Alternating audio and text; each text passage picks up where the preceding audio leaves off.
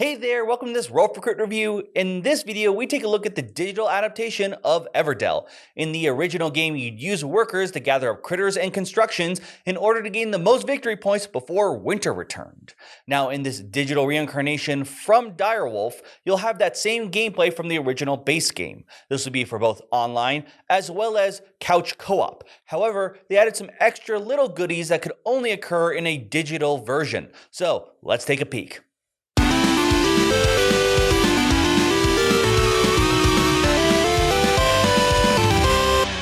This digital version will have everything you expect from the original Everdelle base game. Keep in mind, by the way, if you see some locks, that's because I'm not playing on the laptop where I did most of my playtime. This is on my base computer where I'm starting fresh. Now, there is a tutorial, which honestly should be expected in any digital version nowadays, and helps you very easily, as you can see, get through and learn the game. Nice little bonus is, unlike other tutorials, that when you finish this chapter, so to speak, you instantly move on to the next one. You don't have to go out to the menu. As you can see, it's teaching me how to drag the little guys along and where the resources go. And it's very nice that the logs won't roll off the table. Here, I will say, this isn't that big of an issue, but sometimes you may notice me having some issues dragging some things along every now and then. But at the very least, the squirrels look very cute as you drag them to their position.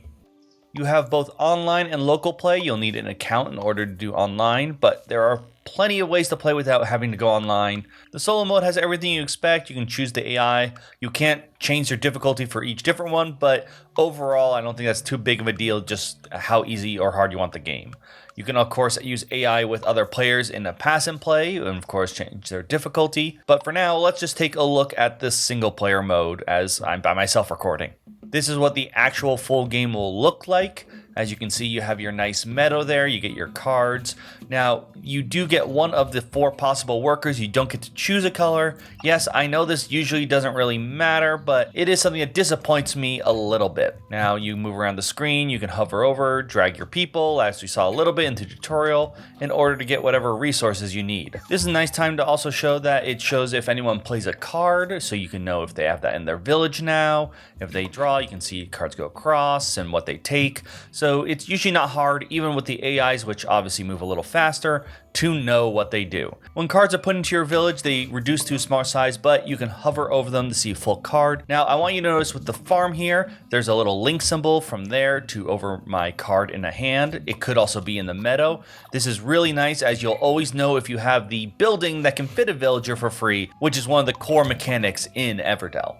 But we've only been showing off the main board. If you're curious what your opponents have, you can easily just scroll over to the side. It will show what cards they have in their village, which you can hover over, or if they have any of the cards that have open spots that you can take advantage of. Resources, cards, points, and workers are all very legible in the bottom screen, which is less of a crit and more of a bare minimum. Once again, you should be able to know what you have as well as what your opponents have. After all, if it isn't hidden, the information should be easy and legible to read. Quick view once again, here are your consistent events as well as your special ones that change from game to game. Unfortunately, you cannot choose which ones are available, but since the base game rules always keep them random, it wasn't the biggest deal. One more thing I want to point out here that should be mentioned is always nice, is it highlights what cards you can play. And this is usually really good when you have resources. Unfortunately, I will say, and this isn't really a miss, it's just, I think, nature of the beast. If you have something like the dungeon I just played, technically I could play all these cards because the dungeon allows me to play them, but I don't actually have the resource to play these. I don't know if there's a way you could actually get around this in terms of showing which cards are just playable by themselves versus with the dungeon. But ignoring the dungeon, being able to see which cards are playable is always a great feature. Finally, if you can't finish a game and you do need to quit, you can either resign, which is straight up leaving the game, or you can actually just save and quit, in which case you can return to it at a later date. Everything I've shown you so far can easily be done in the tabletop version of this game. But it seems Direwolf decided to go the extra mile with the challenge version. This includes new rule sets and modes that are designed in a way that would only really work with a digital adaptation, or at the very least would be a lot more complicated physically. Each mode has its own unique rule sets. For example, this one has the red paw print locations now produce berries as well. This is important as many of these locations are open not just to you, but for your opponents, changing which buildings you may want to build or take advantage of.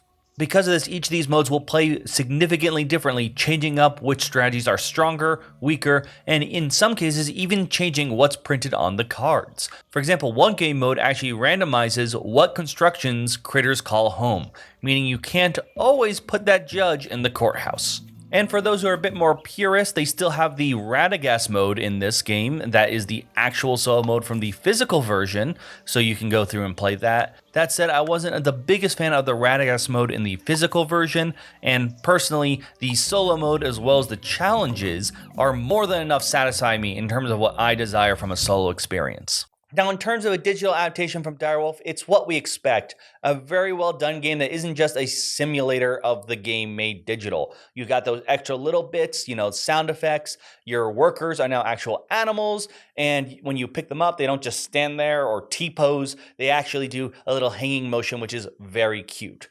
That said, this is the base game, and as the base release with, honestly, any video game at this point now, but there are some problems that I really think they should work on and fix. The first one, this one is not that big of a deal per se, but it's something that after playing through all the Everdelle base, I think needs to be done, is you can't choose your player animal and color. I don't need each animal to be in each color, but I would like to be able to, if I wanted to, play the turtles or the hedgehogs if that's the color or animal I enjoy. I mainly bring this up is if you have everything from Everdelle, you know that at this point there are now tons of different critters and colors you can choose to play with, and making that an option in the digital version I think is one that they could easily do. The bigger problem though is an undo button. There's sort of one sometimes the choice you can click off or there's an X. I want a nice big undo button, and in fact there are certain times when I think I should have been able to undo but wasn't allowed to. Yeah, I'm not asking for you to be able to return even against AI if you drew a card and like, oh, well, if I draw this, I don't like it. There are certain actions in particular with things like the dungeon, which require you to give up a critter in order to get the discount, to be able to go back and be like, oh, wait, hold on, I didn't know I didn't have a critter that I wanted to give up yet. So it's small things like that that I would like to see maybe implemented more so. That way, when you do play, if you feel like you made a mistake, you can go back to it. Outside of that undo button, though, I think they hit most of the things that I would expect. They tell me pretty clearly if someone plays a card. I can see when someone takes from the Meadow, and it's not too hard to go over and mouse over your opponent's stuff to see what they have. And I think a relatively clever way, at the very least, of what would work in the world of Everdelle. But the big thing that I'm really happy they did is that they actually looked at this and like, all right, we can make a cute digital version. We can do the cute critters. We can make sure there's both online play and offline play. But what can we do that makes it so there's a reason for someone like me who has all the Everdelle stuff to actually want the digital version? And they came up with challenges. Those challenges I showed off really quickly. They're really cool, and they're clever ways for you to be like, all right, let's add, it's not even just simply a puzzle, it's we've broken the rules in a weird way. And they definitely force you to think differently. For example, one of the modes is that while your opponents start as they usually would, you start in the last season, but you have a ton of workers. And at first you're like, oh, I'm just going to play a lot of stuff. But once you're playing, you realize, oh, because I don't change seasons, if I take a spot that only fits a worker, I'm locking it down. I don't get it and my opponents don't get it. So that's this really interesting decision sometimes of maybe I'll take this because I am now sort of draining my opponents of that option, even though I only get the one-time bonus of it. And I really liked it because that definitely changes how you think, how you place the workers compared to during regular Everdelle when there's a lot more thought process of like, oh, I'll place it here, but I'll get my worker back, or I'm going to wait until his worker hops off and then I'll get my worker. Those kinds of options when you only have the one time to cover it. That is the same for all the other ones. They have different rules involving giving rewards for certain points when certain cards would give resources, might not, or they give it at a different time. It was a clever decision that I think is, honestly, that's the kind of thing we want to see in a digital adaptation of a board game. You really got two things. A, you need to make it so it is the best playing experience. This is something that we see more for like a TCG, because really if you're going to be playing either Magic or Yu-Gi-Oh, you want a client that way you can play as many random people as you want. There's something like Everdelle and a lot of more board games where I don't think have nearly that competitive scene. There aren't as many tournaments running around for it. Something to reward someone like me, who prefers that single player video game experience, and giving them different rules or weird ways to mess around and play with the game. It is that mode alone makes, I think, this worth it for anyone who is a fan of Everdell. If you've never played it before, obviously the fact this has a tutorial and a digital stuff, unfortunately, that undo button, hopefully they add that in. That is like the one thing that holds me back from being like, oh, this is easily a way for you to learn Everdell. I don't mean to harp on the other modes. In fact, I'm glad that the regular mode's in there because that's what I probably will want to play. I mean, there's a reason the game came out that way, but having those challenge modes, the weird what ifs, are the kind of thing that not only is fun to try out and mess with, but it's the kind of thing that if you're watching this and you're wondering, why should I buy this version, especially if I have all the Everdell stuff, makes it like, okay, this is actually something worthwhile to purchase. That's something we should expect to see, honestly, in most digital adaptations. Yes, it's nicer when most of these games do run quicker. I mean, between setup time and playing around, you're probably going to get through games faster, usually in the digital one versus the physical.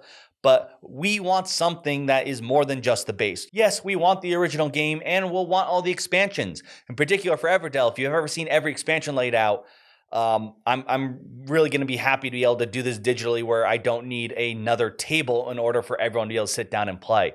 But having those extra things that look at the digital landscape and say, what can we do here besides just an AI computer, something that really brings a new take on this. And because of that, this makes it something that I think is at least worth taking a look at, even if you have all the original Everdell. It's nice to be able to be offered something new, not just a 0-1 repaint of the game. Let me know what your thoughts on this are. It is available now. Do you think that this is enough to make it worthwhile in addition to having the digital and the board game? And personally, what are your thoughts on being able to play this in the future with all the other expansions? Do you think that's a good idea? Are you like me who's happy to maybe have something that could fit everything on the table? I don't think I've even tried to play with everything once. I've just set it up. It's just a terrifying monster. Either way, love to hear from you in the comments down below. Thank you so much for watching. And if you think someone would be interested in this video, please share with them. Otherwise, please do the usual like and subscribe. But for now, I'm Will Keeler, and this has been Roll for Crit.